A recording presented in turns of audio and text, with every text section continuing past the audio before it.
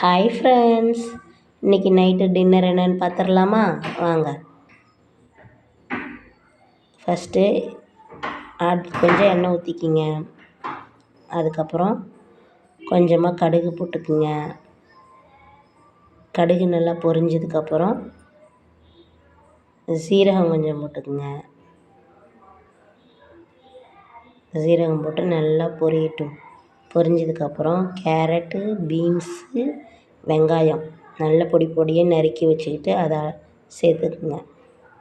சேர்த்துட்டு நல்லா குட்டி குட்டியாக நறுக்கிக்கிட்டிங்கன்னா குழந்தைங்க சாப்பிட்றதுக்கு ரொம்ப விரும்பி சாப்பிடுவாங்க.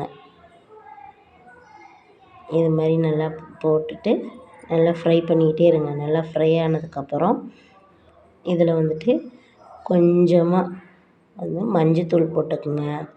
நான் அதிக மசாலாலாம் போட மாட்டேன். மஞ்சத்தூள் கொஞ்சம், அப்புறம் மிளகாத்தூள் கொஞ்சம், அப்புறம் உப்பு போடுவேன். இது 3 தான் சாம்பாருக்கு வைப்பேன். ஆனால் இதுவே செம்ம டேஸ்ட்டாக இருக்கும். தோசைக்கு இது ரொம்ப சூப்பராக இருக்கும். சிம்பிளான சாம்பார், டக்குன்னு செஞ்சிடலாம். நீங்களும் ட்ரை பண்ணி பார்த்துட்டு எனக்கு கமெண்ட் பண்ணுங்கள், ஓகேவா? நல்லா இப்படி எல்லாம் போட்டு நல்லா ஃப்ரை பண்ணிடுங்க. எனக்கு காரம் கொஞ்சம் பத்தாதனால நான் கொஞ்சம் மிளகாத்தூள் சேர்த்துக்கிறேன். நல்லா ஃப்ரை பண்ணிவிட்டு அதுக்கப்புறம் டீ கொஞ்சம் அடுப்பில் வச்சுருந்தேன். அது நல்லா இந்த சைடு கொதிச்சிட்ருக்கு அடுப்பில்.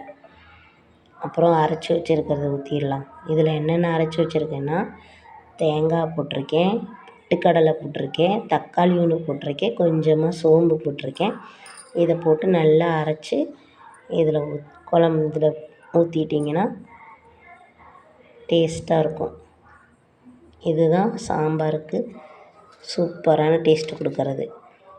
பொட்டுக்கடலை போட்டிருக்கனால அடி பிடிக்கிறதுக்கு வாய்ப்பு இருக்குது. அதனால் நல்லா கிளறி விடுங்க. கொஞ்ச நேரம் நல்லா கிளறி விட்டுட்டு இருந்தோன்னா இடையில டீ ரெடி ஆயிடுச்சு. வாங்க டீ குடிக்கலாம்.